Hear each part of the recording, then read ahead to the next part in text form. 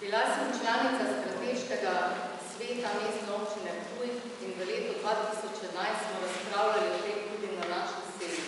In takrat so bila mnenja različna, predstavljena bilo, da se še dela načrt, kaj bodo počele javne službe in zaradi evropskih sredstev in upravljanja s tem so bile tudi nujne.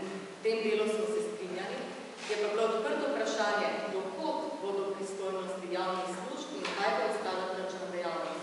To, kar vidimo danes po 3 letih, je zagotovo preseglo prve namere in okvirje in s tem se ne strinjam, kajti javne službe v določenem delu naj bodo za namen, o katerem smo vršili ljudem govorili.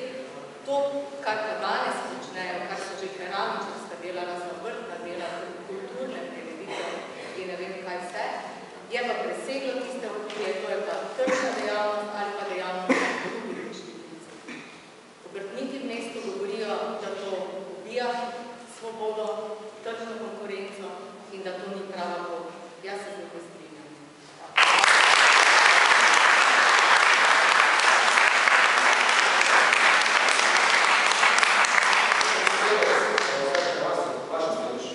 Ja, to, kar sem se jaz pogovarjal z obrtniki in podjetniki, so mi povedali, da imajo s tem problem in jaz kot župan bom naredil tako vsakim problemom.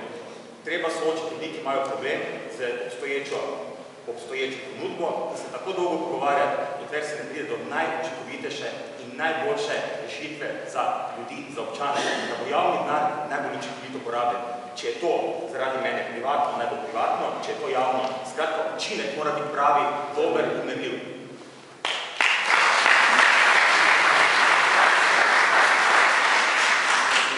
Javne službe zaposlujejo 105 ljudi. Prihodko je 13 milijonov 300 tisoč. To so 2013. In so ustvarjali 90 tisoč evrov dobička. Javne službe, da njihove dve, kaj gre za javne storitve, katerimi so občanke in občani po informacijah strela načeloma zadovoljni. V letu 2014 pa se je od aprila, torej iz članka Ptujskega termina, od aprila pa do julija so se storitve njihove za poslopatko povišale za 15%. Proizvajajo na dobiček višini 90 evrov. Občanke in občani pričakujemo, ker je to naša lastnina, javne službe, se investiti vsi, nas 23 tisoč, da se dobiček vrne subvencijo na položnice. Veliko več ljudi se komaj preživlja čez mesec, javne službe ustvarjajo dobičke, s tem zavosijo smeti iz Gorice, ki predelujejo vozno prodajo naprej, ustvarjajo dobičke, potem pa životarijo se pravijo komaj čez mesec. To je tudi dobro. Načela vama posebno.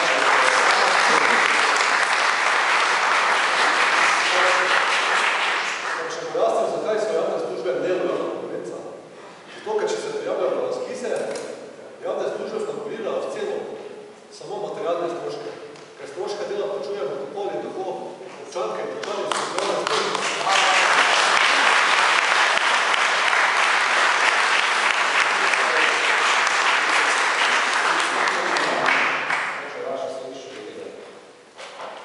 Veste, zakaj imamo Slovenke in Slovenci tako nizke plače?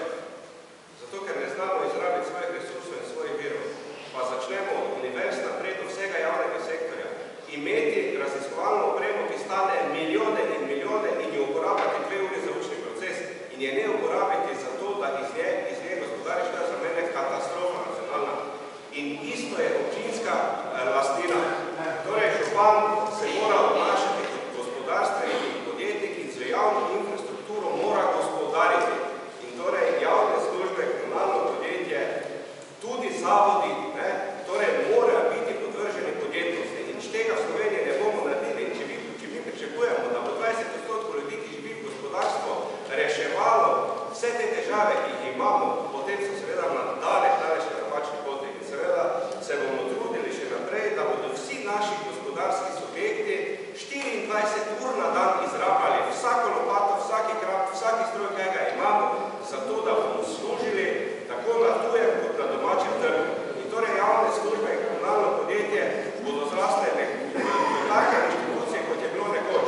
Torej komunala Ptuj je nekoč zaposlovala v najboljših časih 1000 ljudi. Torej kaj je zelo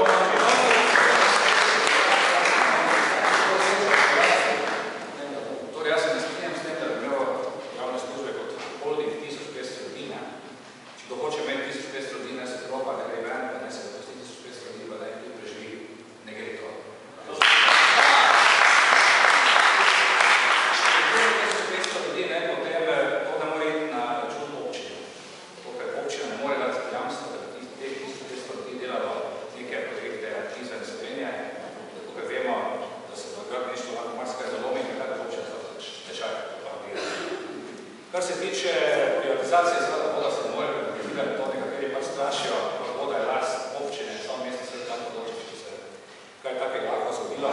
Da, če pa že Robert povedal, javne službe se izogibajo zakonodaje, to me zelo moti, izogibajo se javnim naročilom, izogibajo se ZUJF-u, izogibajo se rečkovskega sodišča, da je zato... Prosim, ste lahko konkretni, za katero izogibanje? Ja, recimo za novo mestnega trga ni bilo nobenega razpisa, čeprav je stal milijon evrov.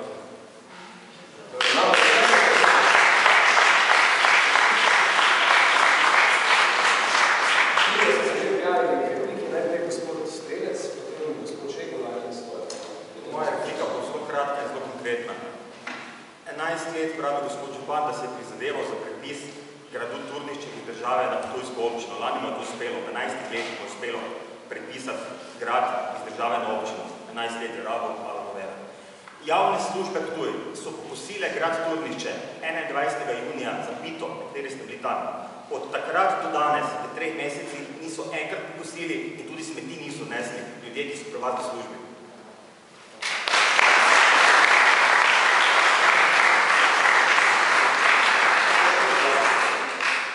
Država mestna občina Ptuj so tudi drugi javni zavodi, ki so bolj veseli, da se stane v mestni proračun.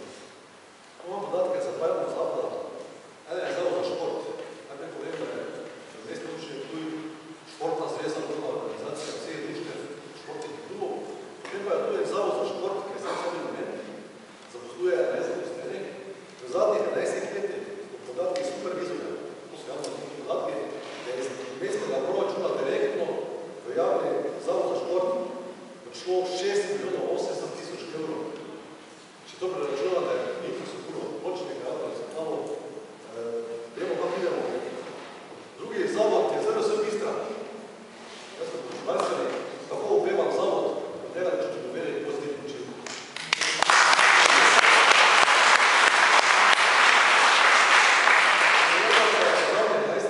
Direktno steklo mestnega proračuna 2.553.000. To so bio-realizirane investicijske projekte mestne občine Ptuj.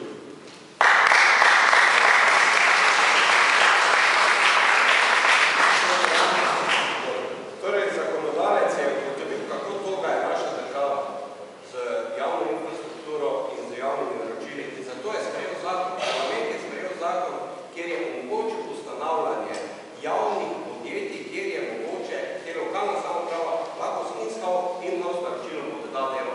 Te javne pravne osebe so pa dolžne v skladu s zakonodajo izpeljevati javne postopke naročanja in to torej javne službe tudi počnejo.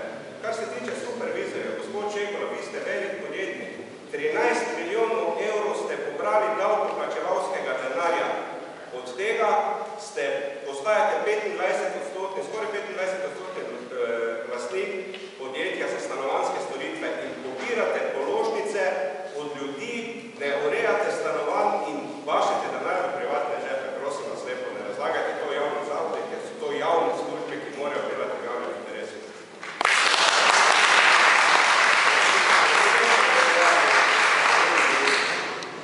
Ni vse, kar je po zakonu tudi dobro za občanke in občane. Verjetno res ni nič narobe v tem, da je velik za milijon evrov. Narobe pa je to, da niso imeli vsi možno, da se sploh prijavili. To je delalo oddavno kot in-house naročilo javnim službam. Javne službe so potem razdelile toliko dela, da je to šlo brez javnih razpisa. Torej, ni vse dobro, kar je dobro.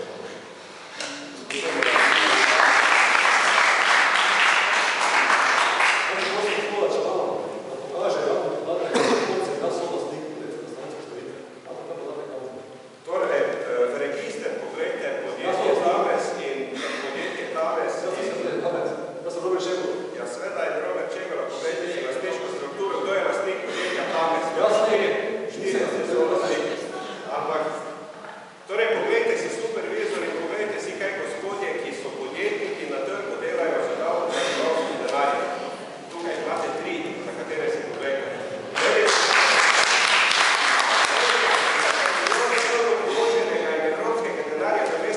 Ki ga uporabljajo vse občanke in občane, kolega Samo Strelec novi za to 1.050.000 evrov mož in žena dobita davkoplačevalskega denarja, kam sta ga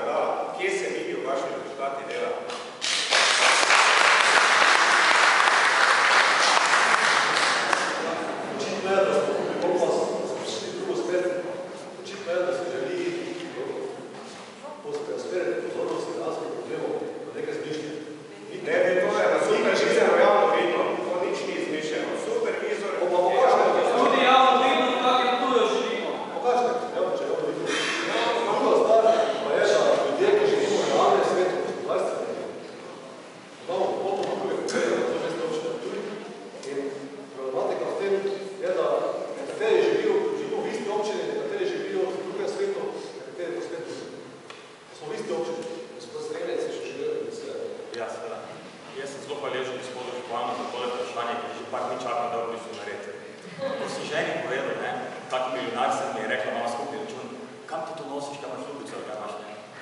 Glejte, z javnim denarjem samodostrelca je tako, bi vam rad povedal zdaj od A do Ž in bomo zelo hitro končali. Vse, kar piše za supervizorju, je res, natančno do zadnjega evra. Samostrelec leta 2007 končal mandat v Mariboru, bil je direktor.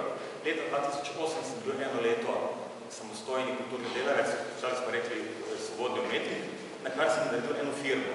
In ta firma se začela baviti z digitalizacijo dediščine. To preprosto pomeni to, da stare plakate, stare fotografije od predstav, ki več nič ni videl, dajemo na internet.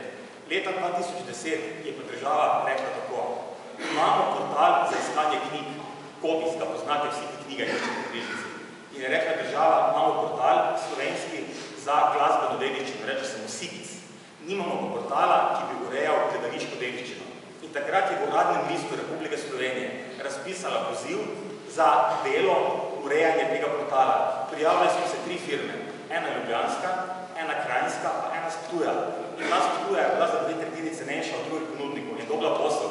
In ta posel sem imel za obdobje 2010 do 2013. Takrat sem je pogodba potekla in država je v začetku leta 2014 rekla, zdaj bomo pa naredili novi razpis. In se moja firma spet prijavila in ima zagotovljeno delo do leta 2017. Vsako leto konec januarja pogledajo revizorji moje poslovno, vsebinsko in finančno poročilo in točno tako je. Vsak evro, ki ga samostrelec dobi javnih sredstev, seveda, verjetno veste vsi, da prihodek ni enako kot moj dobiček. Zato moram jaz nekaj narediti. To me vprašate.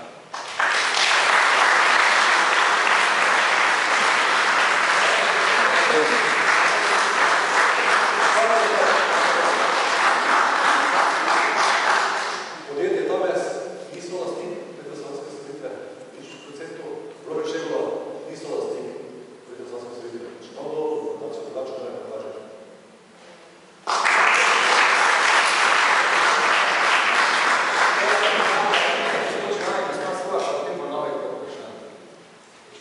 Torej, jaz vam samo to posvetujem, stopite na supervizorju, si boste lahko vse te javne podatke pogledali in zanima me, koliko vas je tu not, ko boste cele družine skupaj sešteli, če boste v celem življenju, ne, vsi skupaj v družini zaslužili toliko, kot ste zdaj slišali gospoda samostrelca za delo, ki ga ste